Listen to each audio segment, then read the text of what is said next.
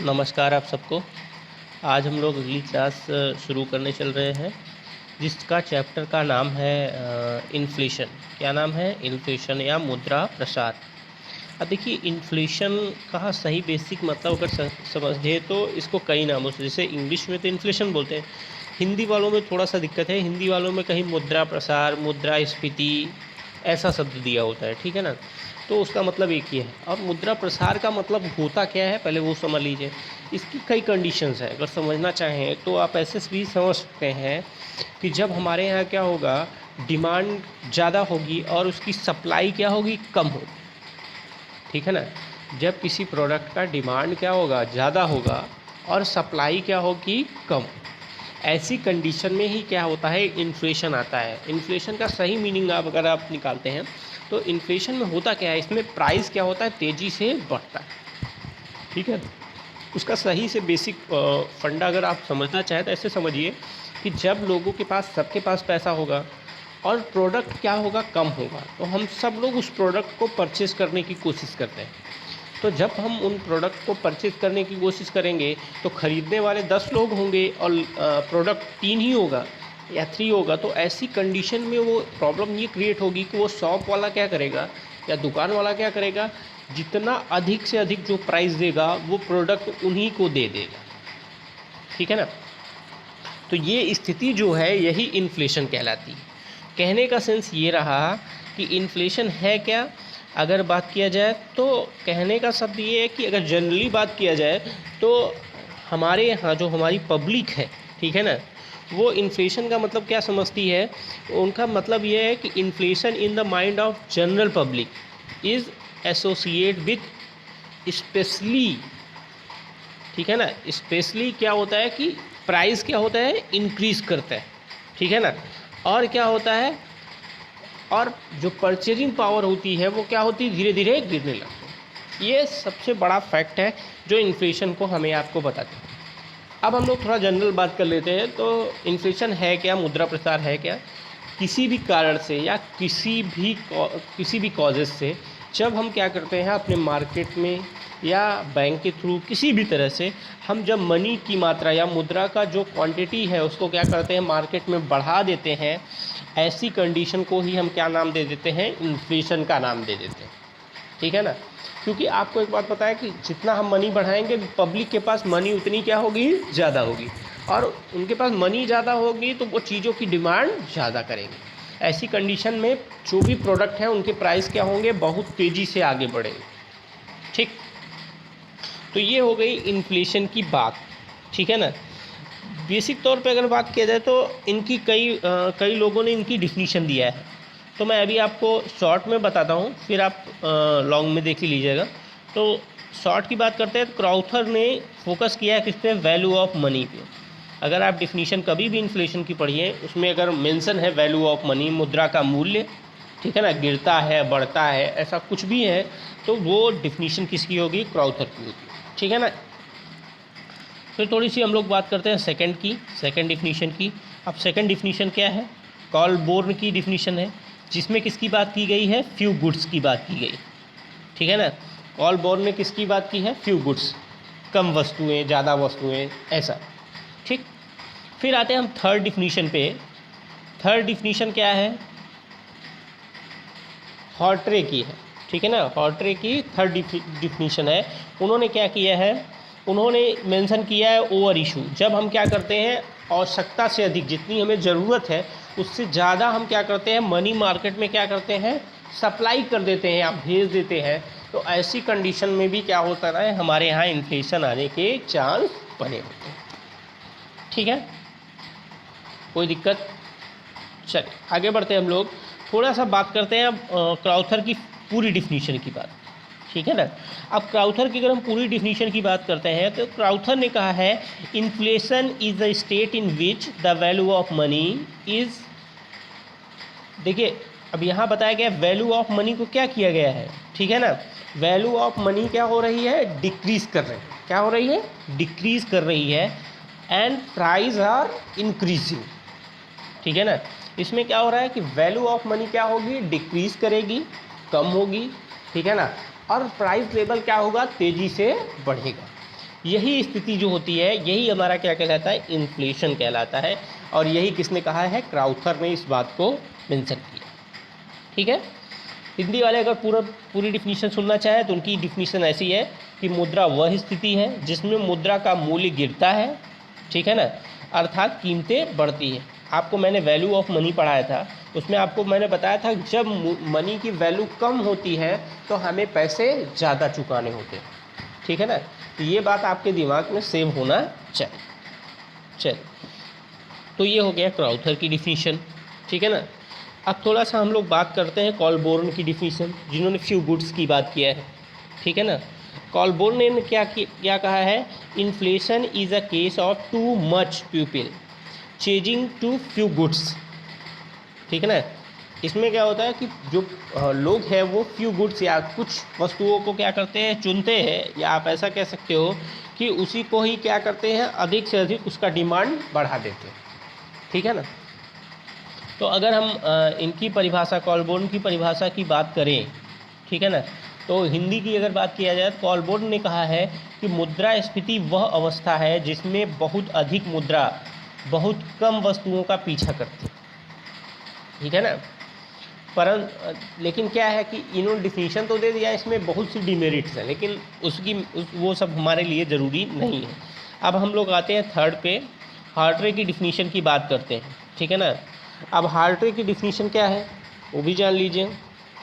हार्ट्रे ने अपने डिफिनीशन में कहा है, the stage in which there is over issue of currency is called inflation, ठीक है ना। जब हम क्या करते हैं, आवश्यकता से अधिक ज़्यादा या ओवर इशू कर देते हैं नोट को, तो वो हमारा इन्फ्लेशन को क्या करता है, क्रिएट कर देता है, ठीक है ना। हिंदी वाले, वह स्थिति जिसमें मुद्रा का अत्यधिक निर्गमन हो मुद्रास्फीति कहलाता है, ठीक है ना। तो ये तीनों डिफिनीशन मैंने आपको लाइन से फुल डिफिनीशन बता दिया, ठीक है ना। और भी ढेर सारी डिफिनीशन आपको किताब में मिलेंगी, ठीक है ना। आप थोड़ा सा कोशिश करिएगा, किताब देखिएगा, तो आपको एक दो डिफिनीशन, मेन डिफिनीशन मैंने बता दिया। वैसे तो बहुत लोगों का है, पीगू की डिफिनीशन है, कैमर की डिफिनीशन है, कॉलबोर्न की है, हार्ट्ले का है, ठीक है ना, सेप्रियो का है, तो डिफिनीशन ढेर सारी है। तो आपको मैंने मेन बताया है, बाकी आप थोड़ा बहुत अपने से भी बुक से ट्राई करिएगा, ठीक है ना। अब हम लोग थोड़ा सा आगे बढ़ते हैं, ठीक है ना, जिससे हमें क्या हो, हम आसानी से इसको समझ सकें और जल्दी क्या कर सकें, पढ़ सकें, ठीक है ना। दूसरा आपका जो पॉइंट है जिसकी हम बात कर रहे हैं वो है स्टेज ऑफ इन्फ्लेशन, ठीक है ना। इन्फ्लेशन का स्टेज कितने प्रकार से है, आपको एक बात और बता देता हूँ कि बुक में आपको कई क्राइटेरिया में बांटा गया है, ठीक है ना। कई बेसिस पे लोगों ने बांट दिया है इन्फ्लेशन को, बट आपको मैं सिर्फ वो डिफिनीशन बता रहा हूँ जो आपके लिए सबसे इम्पॉर्टेंट है, बेसिक है, ठीक है ना। तो ये हमारी आपकी बात है। तो बाकी है और भी, आप कई भी क्राइटेरिया से बांट सकते हैं, आपके बुक में बटा होगा, बट हम उसकी बात कर रहे हैं जो आपके एग्ज़ाम में आती है, ठीक है ना। चलिए, तो हम लोग स्टेज पढ़ते हैं। स्टेज की बात करते हैं अगर हम लोग, तो सबसे पहला इसमें जो पॉइंट दिया गया है, जो इसका प्रकार दिया गया है वो है क्रीपिंग इन्फ्लेशन, रेंगती या रेंगता हुआ मुद्रा प्रसार, ठीक है ना। अब देखिए, इसको मैंने दो भागों में आपको समझाने के लिए बांटा है। आप अगर देखोगे इसको बेसिक तौर पे तो आपको ये बात समझ में आएगी। मैंने देखिए यहाँ पे मेंशन किया है 10% एंड 10%। इन दोनों का मतलब समझ लीजिए। पहला वाला जो है ये क्वांटिटी ऑफ मनी है, ठीक है ना, मुद्रा की मात्रा। और ये जो लास्ट में है आप देख रहे हैं, ये प्राइस लेवल, ठीक है ना, या प्राइस है। तो आपको मैं ऐसे ही समझाऊंगा तो आपको ये बात पूरी समझ में आएगी कि ये है क्या। देखिए, रेंगती या रेंगता हुआ मुद्रा प्रसार क्या होता है, ऐसा मुद्रा प्रसार या ऐसा इन्फ्लेशन जिसमें क्या होता है कि अगर हम क्वांटिटी ऑफ मनी, जो मनी की मात्रा है, उसको 10% बढ़ाते हैं, कितना बढ़ाते हैं, 10% बढ़ाते हैं, तो क्या होता है, हमारा प्राइस जो होगा वो भी क्या होगा, 10% इंक्रीज़ कर जाएगा, ठीक है ना। मतलब हम मार्केट से जितना भी, या हम जिस भी तरीके से मुद्रा की मात्रा को जितना बढ़ाएंगे उतना ही हमारा प्राइस लेवल भी बढ़ जाएगा, ठीक है ना। अब कुछ बातें मैं इसमें बता दे रहा हूँ। इस मुद्रास्फीति को, ठीक है ना, क्रीपिंग इन्फ्लेशन को क्या कहा जाता है, यह देश के लिए अच्छा माना जाता है, ठीक है ना। और ये इन्फ्लेशन इंडिया के कंट्रोल में या किसी भी देश के कंट्रोल में होता है, वो जब चाहे ऐसे इन्फ्लेशन को रोक सकता है या रोक सकता है। और इतना ये माना जाता है किसी भी देश में इतना इन्फ्लेशन होना चाहिए, ठीक है ना, ये देश के लिए अच्छा इन्फ्लेशन माना है, ठीक। अब आते हैं हम लोग दूसरे पॉइंट पे। दूसरा पॉइंट है वॉकिंग इन्फ्लेशन या चलता हुआ मुद्रा प्रसार, ठीक है ना। इसमें क्या होता है, इसमें भी सेम है। जब हम क्वांटिटी ऑफ मनी को कितना बढ़ा रहे हैं 10%, मतलब मुद्रा की मात्रा को हम 10% अगर बढ़ाते हैं तो हमारा जो प्राइस है वो कहाँ पहुँच जाएगा, 20% पहुँच जाएगा, मतलब 20%, 10% एक्स्ट्रा इंक्रीज़ करेगा, ठीक है ना। तो अगर आप इस बात को समझते हैं तो ये भी इन्फ्लेशन बहुत ज़्यादा हाइपर नहीं है। कहने का मतलब ये है कि ये भी इन्फ्लेशन अच्छा माना जाता है, इसलिए माना जाता है कि इसको गवर्नमेंट जल्द से जल्द चाहे तो कंट्रोल कर सकता है, गवर्नमेंट के अंडर में होता है, ठीक है ना। वो पैसा नहीं बढ़ाएगी तो आसानी से कंट्रोल हो जाए, ठीक है ना, 1-2 सालों में, 3 सालों में। तो ये भी हमारा क्या है, वॉकिंग इन्फ्लेशन जो है ये भी क्या है, इसमें हम जब 10% क्वांटिटी ऑफ मनी को बढ़ाएंगे तो हमारा 20% क्या हो जाता है, प्राइस लेवल इंक्रीज़ कर जाता है, ठीक है। ये भी कंट्री के लिए अच्छा ठीक ठाक माना जाता है, ये गवर्नमेंट के कंट्रोल में होता है, वो जब चाहे इसको क्या कर सकते हैं, कंट्रोल में ले सकते हैं, ठीक है ना। अब आते हैं हम लोग थर्ड हमारा क्या है, थर्ड हमारा है दौड़ता हुआ रनिंग इन्फ्लेशन, ठीक है ना। अब ये रनिंग इन्फ्लेशन क्या है, सेम कॉन्सेप्ट। जब हम क्या करेंगे, क्वांटिटी ऑफ मनी को 10% बढ़ाते हैं, मुद्रा की मात्रा को अगर हम मार्केट में 10% को बढ़ाते हैं, ऐसी कंडीशन में हमारी जो मनी होगी, ठीक है ना, उसका जो प्राइस होगा वो कितना बढ़ जाएगा, वो प्राइस बढ़ जाएगा कितना, 50%। कितना बढ़ जाएगा, 50% उसका प्राइस क्या होगा, बढ़ जाएगा। समझ में आ रही है हमारी बात, फिर से समझ लीजिए। रनिंग इन्फ्लेशन क्या है, ऐसा इन्फ्लेशन जिसमें हम क्या करें, क्वांटिटी ऑफ मनी को क्या करते हैं, 10% इंक्रीज़ कराते हैं, तो हमारा प्राइस लेवल कहाँ हो जाता है, 50% पे पहुँच जाता है, ठीक है ना। और ये अच्छा नहीं माना जाता है और सबकी तुलना में, क्यों, क्योंकि ये बहुत टाइम टेकन है। भाई हम 10% बढ़ा रहे हैं, 50% बढ़ रहा है, तो इसको अगर हमको कंट्रोल करना होगा तो अगले 5 साल 6 साल हमको क्या नहीं करने पड़ेंगे, कोई भी मार्केट में मनी नहीं इशू करना पड़ेगा, या मार्केट में मनी हम नहीं बढ़ा सकते, तब ये जाके कंट्रोल होगा। ये बहुत टाइम टेकन है, ये 5 साल 10 साल 15 साल में कहीं कंट्रोल होगा गवर्नमेंट, ठीक है ना। तो ये इसकी क्या है, डिमेरिट्स भी है, ठीक है ना। फिर आते हैं हम लोग लास्ट, जो इसका 4th नंबर है, वो है आपका सरपट दौड़ता हुआ इन्फ्लेशन, हाइपर इन्फ्लेशन जिसे हम कहते हैं। अब हाइपर इन्फ्लेशन होता क्या है, देखिए हाइपर इन्फ्लेशन में अगर हम क्वांटिटी ऑफ मनी को क्या करते हैं, 10% इंक्रीज़ कराते हैं, तो जो प्राइस है वो कहाँ पहुँच जाती है, सीधे 100%, ठीक है ना। तो ये तो कंट्रोल करना इम्पॉसिबल है, ठीक है ना, क्योंकि जब हम भाई 10% बढ़ा रहे हैं, 100% इंक्रीज़ कर जा रहे हैं, समझिए बात को, तो इसको कंट्रोल करना पॉसिबल नहीं है। और ये जिस देश में ये इन्फ्लेशन आ जाता है, उस देश की अर्थव्यवस्था एकदम ख़राब हो जाती है, फिर वो किसी काम की नहीं, ठीक है ना। तो ये हो गए आपके चारों, मैंने अभी आपको चारों क्या किए, चारों प्रकार इसके बेसिक पढ़ा दिए, ठीक है ना। बाकी अगर आपके बुक में कई और दिए गए हों, एकदम सीधी बात बोल रहा हूँ, तो आप लोग मुझे कमेंट बॉक्स में मैसेज कर देना, मैसेज क्या कि आप वो हेडिंग मुझे वो कर देना, मैं उसको एक्सप्लेन कर दूंगा आपको अगली क्लास, ठीक है ना। चलिए अब हम लोग थोड़ा सा आगे बढ़ते हैं, ठीक है ना। आगे बढ़ने का मतलब ये है कि अब सेकेंड टॉपिक की बात करते हैं, जिसमें हमने क्या किया है, कॉजेज़ पढ़ने हमें इन्फ्लेशन, ठीक है ना। इन्फ्लेशन के क्या पढ़ने हैं, कॉजेज़ ऑफ इन्फ्लेशन, ठीक है ना। मुद्रा प्रसार के क्या कारण है वो हमें जानने, ठीक है ना। तो मुद्रा प्रसार आने के सबसे पहला जो कारण है वो क्या है, इंडस्ट्रियल पॉलिसी। हमारी गवर्नमेंट की जो इंडस्ट्रियल पॉलिसी है, ठीक है ना, अगर वो ज़्यादा लाइबल है, ठीक है ना, या आप ऐसा कर सकते हो कि ज़्यादा कठोर है, ठीक है ना, ज़्यादा टाइट है, तो ऐसी कंडीशन में वो क्या करेंगे, वो उतना ही प्रोडक्शन करेंगे जितना उनको सप्लाई, मतलब जितना उनको बेचना है, ठीक है ना, आवश्यकता से अधिक वो नहीं करेंगे, जिसके कारण क्या होगा, जब पब्लिक के पास पैसे अधिक होंगे तो वो डिमांड उस प्रोडक्ट का ज़्यादा करेंगे। ऐसी कंडीशन में क्या होगा कि प्रोडक्ट की शॉर्टेज होगी और उसके प्राइस क्या हो जाएंगे, बढ़ जाएंगे, ठीक है ना। तो ये इन्फ्लेशन को क्या करता है, बढ़ावा देता है। ठीक, तो इंडस्ट्रियल पॉलिसी अगर हमारी अच्छी होगी तो हमारे यहाँ इन्फ्लेशन आने के कम चांस होंगे, लेकिन अगर इंडस्ट्रियल पॉलिसी अच्छी नहीं होगी तो हमारे यहाँ इन्फ्लेशन आने के चांस पूरे पड़े रहेंगे। ठीक है ना। अब दूसरे पॉइंट की बात करते हैं, सरकार की कर नीति, टैक्स पॉलिसी ऑफ गवर्नमेंट। अगर हमारे यहाँ टैक्स पॉलिसी में गवर्नमेंट क्या करती है, लोगों को छूट दे देती है, तो ऐसी कंडीशन में पब्लिक के पास मनी क्या होगी, पर्याप्त मात्रा में अधिक हो जाएगी, या आप ऐसा कह सकते हो ज़्यादा हो जाएगी मनी। ऐसी कंडीशन में वो क्या करेंगे, वो तेज़ी से डिमांड को बढ़ा देंगे और सप्लाई उतनी हो नहीं पाएगी और प्राइस क्या होगा, फिर इंक्रीज कर जाएगा। ठीक है ना। तो ये भी क्या करता है, हमारे इन्फ्लेशन को बढ़ाने का काम करता है। ठीक है ना। अब आते हैं हम लोग थर्ड पॉइंट पे।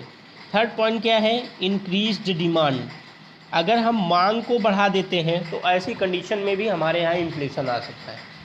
ठीक है ना भाई, प्रोडक्ट कम है और हम बराबर उसकी डिमांड करते जा रहे हैं, तो वो क्या होगा, कंपनी भी जब अधिक करेगी तो वो क्या करेगी, उसको टैक्स ज़्यादा पे करना पड़ेगा, दुनिया भर का काम हो जाएगा, तो वो भी क्या करेगा, प्राइस को क्या करेगी, बढ़ा देगी।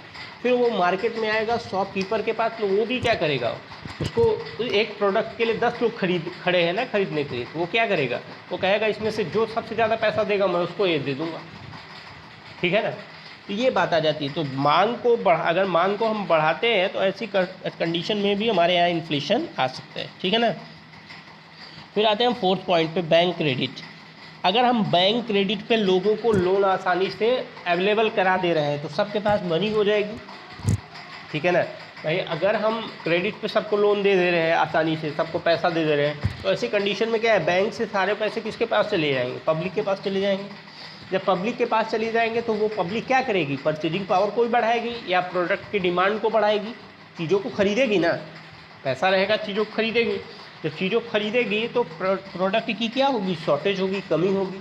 ऐसी कंडीशन में क्या होगा कि इन्फ्लेशन आएगा। क्यों, क्योंकि प्राइस बढ़ जाएगा। ठीक है ना। तो ये इतनी बात है। अगली बात हम लोग करते हैं फिफ्थ पॉइंट की। तो फिफ्थ पॉइंट है क्या, राइज इन पॉपुलेशन।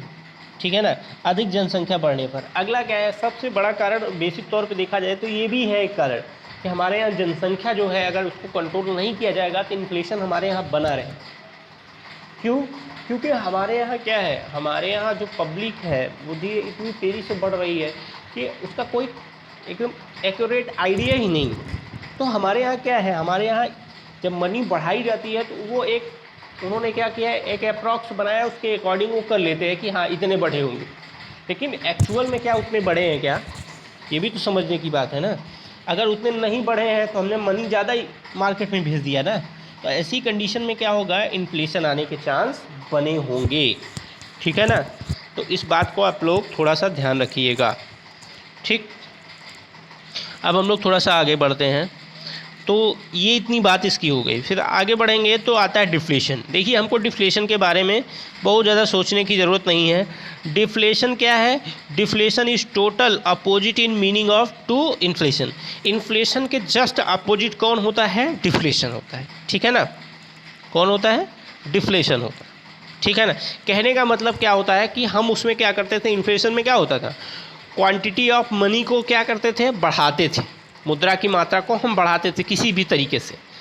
ठीक है ना, जिसके कारण क्या होता था, प्राइस लेवल बढ़ जाता था और इन्फ्लेशन आ जाता था। इसमें अपोजिट होगा।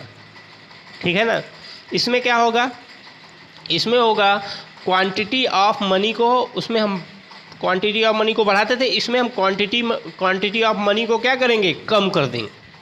ठीक है ना, क्वांटिटी ऑफ मनी को क्या करेंगे, कम कर देंगे। ठीक है ना। जब हम क्वांटिटी ऑफ मनी को मार्केट में नहीं बढ़ाएंगे तो ऐसी कंडीशन में होगा क्या कि प्राइस लेवल क्या हो जाएगा, गिर जाएगा। ठीक है ना। दूसरे सेंस में अगर आप डिफिनीशन, कॉलबोर्न की डिफिनीशन की अगर हम बात कर दें आपके सामने, तो कॉलबोर्न ने आपसे वैल्यू ऑफ मनी की बात किया था। उसमें बताया कि वैल्यू ऑफ मनी क्या हो जाती है, कम हो जाती है, इसलिए प्राइस क्या हो जाता है, बढ़ जाता है। इसमें उन्होंने डिफिनीशन, आप सेम डिफिनीशन है, इसमें उन्होंने क्या कहा है, इसमें कहा है वैल्यू ऑफ मनी क्या होगी, मनी की वैल्यू क्या होगी, बढ़ जाए। उसमें कम हो जा रही थी, इसमें क्या हो जाएगी, बढ़ जाएगी, इंक्रीज कर जाएगी, जिसके कारण क्या होगा, जिसके कारण प्राइस लेवल क्या होगा, गिर जाएगा। समझ में आ रही बात। तो कॉलबोर्न ने अपने इस डिफिनीशन में यही बताया कि जो वैल्यू ऑफ मनी है, ठीक है ना, वैल्यू ऑफ मनी जो है वो क्या होगा, इसमें बढ़ जाएगा, ठीक है ना, वैल्यू ऑफ मनी इंक्रीज करेगी, और प्राइस जो होगा वो क्या करेगा, प्राइस जो होगा वो डिक्रीज कर जाएगा, कम हो जाएगा। ऐसे ही कॉलबोर्न ने भी कहा है, ठीक है ना, उनकी डिफिनीशन को पलट देंगे आप तो सेम डिफिनीशन आ जाएगी, आप उसमें बहुत ज़्यादा आपको कोशिश करने की ज़रूरत नहीं, ठीक है ना। तो ये डिफिनीशन की बात हो गई। अब अगर बात किया जाए तो ये किस कारण से आते हैं, तो ये सीधे जितना आपने इन्फ्लेशन का जो भी पार्ट पढ़ा, कॉजेज़ पढ़ा, उसको जस्ट पलट देंगे तो ये सारी चीज़ें आ जाएंगी, ठीक है ना। तो आप थोड़ा सा बुक देखिएगा, बाकी जिसको जो ना समझ में आए आप लोग कमेंट करिएगा तो मैं आपको बताऊँगा, ठीक है ना। चलिए आगे बढ़ते हैं। ये डिफ्लेशन की बात हो गई। डिफ्लेशन को हिंदी में बोलते हैं अपस्फीति, ठीक है ना, तो ये जानते रहिएगा, मुद्रा संकुचन भी नाम देते हैं। तो ये इतनी बात हो गई। अगला है थर्ड, रिफ्लेशन है, ठीक है ना। हम टू द टॉपिक पढ़ा रहे, तो रिफ्लेशन क्या है वो भी जान लीजिए। रिफ्लेशन को क्या किया जाता है, इन्फ्लेशन को जब रोकना होता है तो जानबूझकर हमारे यहाँ क्या किया जाता है, रिफ्लेशन को क्या किया जाता है, फैलाया जाता है, जिसमें क्या होता है, हम मुद्रा की मात्रा को क्या करते हैं, कंट्रोल करते हैं, ठीक है ना। जो बढ़ जाती है मार्केट में ज़्यादा उसको क्या करते हैं, कंट्रोल करते हैं, और उसको हमने क्या नाम दिया है, जब हम इन्फ्लेशन को रोकने के लिए जिस सिस्टम को अपनाते हैं उसे हम क्या बोलते हैं, रिफ्लेशन बोलते हैं, ठीक है। चलिए अब आगे बढ़ते हैं हम लोग थोड़ा सा, वो है डिसइन्फ्लेशन। अब डिसइन्फ्लेशन क्या है, ठीक है ना, नहीं ये थोड़ा सा समझने की बात है। डिसइन्फ्लेशन क्या है, ये इन्फ्लेशन को रोकने के लिए, ठीक है ना। डिसइन्फ्लेशन क्या है, ये किसको रोकने के लिए, इन्फ्लेशन को रोकने के लिए किया जाता है। और जब जानबूझकर हमारे मार्केट में क्या किया जाता है, इन्फ्लेशन को बढ़ावा दिया जाता है, तो उसे क्या बोलते हैं, रिफ्लेशन बोलते हैं, ठीक है ना। कोई दिक्कत किसी को, कैसे, ऐसे समझ लीजिए, मैं आपको समझाता हूँ। डिसइन्फ्लेशन क्या है कि जब हम क्या करते हैं, इन्फ्लेशन हमारे यहाँ ज़्यादा बढ़ा हो, ठीक है ना, तो उसके रोकने के लिए हम क्या करते हैं, हम क्या करेंगे, जो क्वांटिटी ऑफ मनी है, मुद्रा की मात्रा है, डिमांड है, उसको क्या करेंगे, कंट्रोल करने की कोशिश करेंगे, ठीक है ना। तो उसके लिए हम क्या करते हैं, उसके लिए हम कायदे से बेसिक तौर पे देखा जाए तो हम डिफ्लेशन का ही एक पार्ट को इस्तेमाल करते हैं, जिसको हम डिसइन्फ्लेशन कहते हैं, ठीक है ना। रिफ्लेशन क्या है, रिफ्लेशन में हम जानबूझकर क्या करते हैं, इन्फ्लेशन को क्या करते हैं, बढ़ाते हैं, ताकि जो हमारे यहाँ डिफ्लेशन आया है, मुद्रा संकुचन आया है, उसको क्या किया जाए, उसको डिमांड और सप्लाई के इक्वल किया जाए, ठीक है ना। तो ये इतनी बात आपकी इसमें रही, ठीक है ना। बाकी थोड़ा सा बात है जो हमें आपको बेसिक तौर पे समझना है, ठीक है ना। अगर हमें आपको समझ में आ जाए तो बहुत अच्छी बात है, ठीक है ना। तो डिफ्लेशन इन्फ्लेशन की ये पूरी आपको मैंने अभी क्लास पढ़ाई है, ठीक है ना। बाकी अगर आपको थोड़ा बहुत दिक्कत समझ में आता है कहीं भी कुछ भी, तो आप हमसे पूछ सकते हैं। और एक बात मैं और कहना चाहूँगा कि आप लोग थोड़ा थोड़ा बुक का भी सहारा लेके पढ़ते रहिए, ठीक है ना। अगर आप नहीं पढ़ोगे तो उसका नुकसान आपको एग्ज़ाम में हो जाएगा, क्योंकि हम लोग पढ़ा ही सकते हैं, आप लोग को पढ़ना पड़ेगा खुद से, ठीक है ना। तो कुछ बातें जो हम लोग डिस्कस करना चाहे तो कर सकते हैं ऐसा, लेकिन कुछ बातें हैं थोड़ा सा आगे बढ़ के हम लोग देखते हैं, ठीक है ना। तो अब बात करते हैं थोड़ा सा हम लोग अगले, इसी से रिलेटेड है, ठीक है ना, उसको पढ़ने की कोशिश करते हैं कि ये है क्या। इसमें क्या है, डिवैल्यूएशन ऑफ मनी, ठीक है ना। ये है क्या डिवैल्यूएशन, अवमूल्यन जिसे कहते हैं, ठीक है ना, इसको क्या नाम देते हैं, अवमूल्यन, ठीक है ना। अवमूल्यन का मतलब क्या होता है वो समझ लीजिए। अवमूल्यन या डिवैल्यूएशन है क्या, जब हम क्या करते हैं, मनी की जो एक्सटर्नल वैल्यू होती है, ठीक है ना, मनी की जो बाह्य वैल्यू होती है, जब हम उसमें काट छाँट करते हैं या उसमें कमी करते हैं तो वही हमारा क्या कहलाता है, डिवैल्यूएशन या आपका अवमूल्यन कहलाता है। समझ में आई बात, फिर से समझ लीजिए। जो मनी की एक्सटर्नल वैल्यू होती है, ठीक है, बाह्य मूल्य होता है, उसमें जो हम काट छाँट करते हैं उसको हम क्या नाम देते हैं, उसी को हम अवमूल्यन नाम देते हैं, ठीक है ना। अब थोड़ा सा हम लोग आगे बढ़ते हैं, ठीक है ना। आगे बढ़ने का यहाँ मतलब ये है कि ये बेसिक तौर पे ये है, देखिए ध्यान से, अभी मैंने आपको बताया मनी के बाह्य मूल्य में कमी करना ही डिवैल्यूएशन ऑफ मनी कहलाते हैं, बता चुके आपको, ठीक है ना। अब थोड़ा सा हम लोग आगे बढ़ते हैं कि डिवैल्यूएशन भारत में कितनी बार हुआ है, हमारे वाह मूल्य को या मनी की एक्सटर्नल वैल्यू को कितनी बार कम किया गया, ठीक है ना। तो अगर उसकी बात करते हैं तो आते हैं सबसे पहले, ये 3 डेट है आपके सामने। कितनी डेट है? 3 डेट। कौन कौन सी? 1949 20 सितंबर, 20 सितंबर 1949 को 30.5% हमारे क्या किए गए, जो एक्सटर्नल वैल्यू थी मनी की उसको क्या किया गया, काट छाट किया गया या निकाला गया, ठीक है ना। फिर आपको बताया गया कि 1966 में, ठीक है ना, फिर से हमने क्या किया, 36.5% क्या किया, उसमें काट छाट किया, उसकी वैल्यू को कम किया, ठीक है ना। फिर आते हैं हम लोग थर्ड पे, 1991 1 जुलाई, ठीक है ना।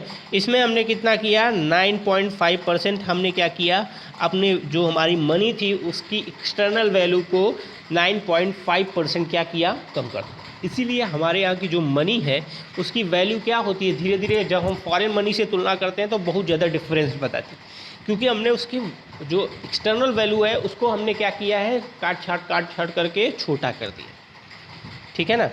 तो ये सबसे बड़ी बात है जिसको हमको समझना चाहिए कि ये हमारे लिए कितने अच्छे हैं और कितने ख़राब है, ठीक है ना। तो इन सब को हमें क्या करना चाहिए, ध्यान से पढ़ना चाहिए और देखना चाहिए, ठीक है ना। अब हम लोग ये हो गया इन्फ्लेशन का पूरा चैप्टर समाप्त।